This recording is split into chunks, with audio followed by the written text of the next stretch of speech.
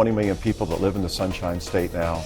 I think my obligation is, in essence, the CEO of the state to do everything I can to help us get through this tough economy. The reason why I'm running for U.S. Senate is because I want to go to Washington, D.C. and stand up to that agenda and offer an alternative agenda that will keep America exceptional.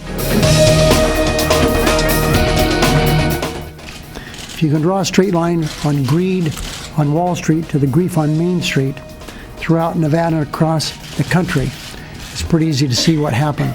Oh, I think we have been very articulate. We understand what the solution is, which is to pay back on the deficit and the debt, cut back on the spending so we can cut back that deficit, and then take back our economy.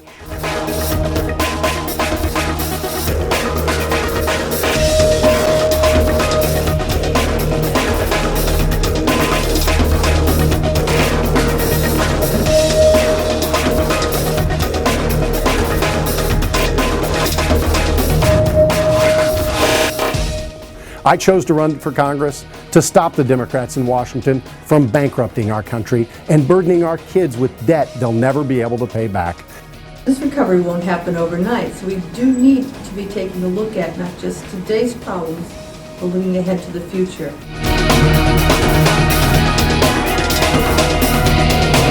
Running for Congress so that southern New Mexico will be represented by someone who lives in southern New Mexico, and we'll have Democratic representation for the first time in 28 years. Every issue fundamentally moves back to jobs. You can talk about health care, that's jobs in the end of the question. The jobs of our next generation are right smack dab below the ground of which we stand. And in the state of Indiana, it's coal. We need better health care. We don't need rubber stamps in Congress. I'll be an independent voice for our district.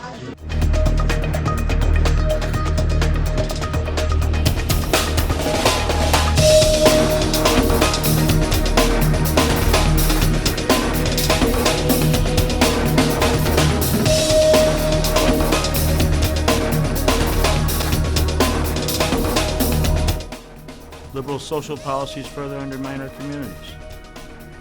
That's why I'm running for governor. We cannot afford to raise taxes. New York has 875,000 people unemployed right now. The chronic dysfunction of Albany metastasized into the corruption of Albany. We need someone with insider's knowledge, but an outsider's mind. You know, it's not the government's job to actually create the jobs. It's the government's jobs to create the conditions that small businesses and entrepreneurs can grow and thrive in. I believe the people of Ohio want and need mature, steady leadership that is focused on creating jobs.